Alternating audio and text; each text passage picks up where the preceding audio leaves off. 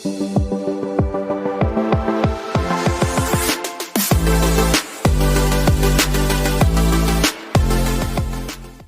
Hello बच्चों, आज मैं आपके लिए सिंपैथेटिक सिस्टम से कुछ नए एमसीक्यूज लेके आया हूं जो आपके एग्जाम पॉइंट ऑफ व्यू से काफ़ी इंपॉर्टेंट हो सकते हैं। और इस वीडियो में आगे आपको काफ़ी लॉजिकल एंड कंसेप्चुअल क्वेश्चंस मिलेंगे, तो मैं आपसे रिक्वेस्ट करता हूं कि आप वीडियो के लास्ट तक हमारे साथ बने रहें। चलिए देखते हैं पहला क्वेश्चन। तो यहाँ पर सबसे पहला क्वेश्चन है, which of the following is the vasopressor of choice in hypotension during pregnancy. तो इसके ऑप्शन है मेफेंटरमीन, मेथोक्सामीन, इफेड्रीन या फिर ऑल ऑफ दी एबव। तो इस क्वेश्चन का आंसर आप वीडियो पॉज करके दे सकते हैं। तो चलिए देखते हैं करेक्ट आंसर। इस क्वेश्चन का करेक्ट आंसर होगा इफेड्रीन। देखिए, जो मेथोक्सामीन या फिर मेफेंटरमीन होती हैं, ये पूरी बॉडी का वैसो कॉन्स्ट्रिक्शन कर देती हैं, जिसकी वजह से प्लेसेंटा में ब्लड सप्लाई सप्रेस हो जाती है और ये फीटस के लिए लीथल हो सकता है। वहीं दूसरी तरफ जो इफेड्रीन होता है, ये पूरी बॉडी में तो वैसो कॉन्स्ट्रिक्शन करता है, लेकिन प्लेसेंटा का वैसो डायलेशन कर देता है, जिसकी वजह से फीटस का ब्लड सर्कुलेशन मेंटेन रहता है। इसलिए इस क्वेश्चन का करेक्ट आंसर होगा इफेड्रीन। तो चलिए देखते हैं नेक्स्ट क्वेश्चन। तो नेक्स्ट क्वेश्चन है, टैकीफाइलैक्सिस is seen with which of the following drug. तो यहाँ पर आपके ऑप्शन हैं डोब्यूटामीन, एड्रेनालिन, इफेड्रीन या फिर एम्फीटामीन। तो इस क्वेश्चन का आंसर भी आप वीडियो पॉज करके दे सकते हैं। तो बच्चों, इस क्वेश्चन का करेक्ट आंसर होगा एम्फीटामीन। देखिए, टैकीफाइलैक्सिस मीन्स होता है रैपिड डेवलपमेंट ऑफ टॉलरेंस। एम्फीटामीन आपको पता है कि एक इनडायरेक्ट एक्टिंग ड्रग है। इनडायरेक्ट एक्टिंग होने की वजह से ये डायरेक्ट जाकर के रिसेप्टर पे बाइंड नहीं करती, बल्कि ये स्टोरेज वेसिकल से नॉर एड्रेनालिन को डिस्प्लेस करके उसका रिलीज बढ़ा देती है।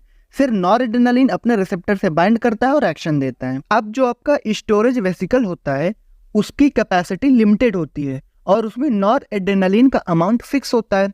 तो जब सारा का सारा नॉर एड्रेनालिन रिलीज हो जाता है तो वो स्टोरेज वेसिकल्स एम्प्टी हो जाते हैं, जिसकी वजह से फिर नॉर एड्रेनालिन का रिलीज बंद हो जाता है और हमको एम्फीटामीन का एक्शन नहीं मिलता। मींस टॉलरेंस डेवलप हो जाता है, जिसको हम टैकीफाइलैक्सिस बोलते हैं।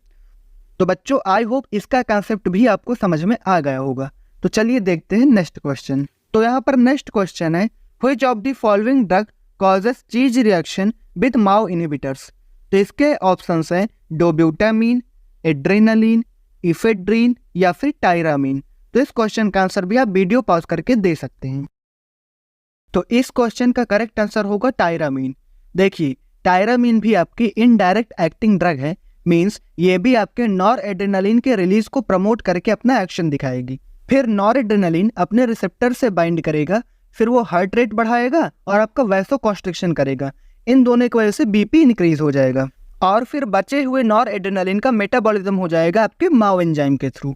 तो मेटाबॉलिज्म हो जाने की वजह से जो नॉर एड्रेनालिन के थ्रू बीपी बढ़ा था वो फिर से नॉर्मल हो जाएगा और आपके बॉडी की होम्योस्टैसिस मेंटेन रहेगी। बट माओ इनहिबिटर लेने की वजह से माओ एंजाइम आपके नॉर एड्रेनालिन का मेटाबॉलिज्म नहीं कर पाएगा, जिसकी वजह से आपका नॉर एड्रेनालिन एक्सेस में हो जाएगा, फिर वो बीपी को बढ़ाता जाएगा। अब माओ एंजाइम इनहिबिट होने की वजह से आपका बीपी कंट्रोल नहीं हो पाएगा, जिसकी वजह से हाइपरटेंसिव क्राइसिस जैसी सिचुएशन डेवलप हो जाएगी और इसी को हम बोलते हैं चीज रिएक्शन। तो बच्चों, अगर आपको ये कंसेप्ट समझ में आया हो तो वीडियो को लाइक करना ना भूलें। चलिए देखते हैं नेक्स्ट क्वेश्चन। तो नेक्स्ट क्वेश्चन है, which of the following drug is used for narcolepsy. यहाँ पर आपके ऑप्शन है मोडाफिनिल, सोल्रियमफिटोल, मिराविग्रॉन या फिर टिजानिडीन। तो इस क्वेश्चन का आंसर भी आप वीडियो पॉज करके दे सकते हैं।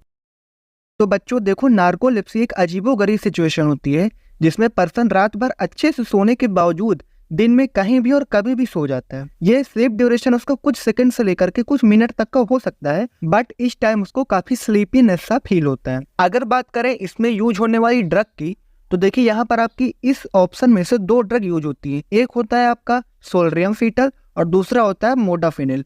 बट बच्चों, अगर मोर अप्रोप्रिएट आंसर की बात करें तो यहाँ पर आपका आंसर होगा मोडाफिनिल। तो यहाँ पर इस टेबल में आप सारे इंपॉर्टेंट ड्रग्स और उनका यूज देख सकते हैं। इसी के साथ चलिए देखते हैं नेक्स्ट क्वेश्चन। तो यहाँ पर नेक्स्ट क्वेश्चन है, clonidine used in the treatment of hypertension act through which receptor.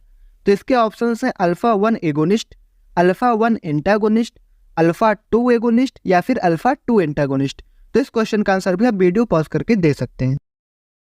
तो अगर बात करें करेक्ट आंसर की, तो यहाँ पर आपका करेक्ट आंसर होगा अल्फा 2 एगोनिस्ट।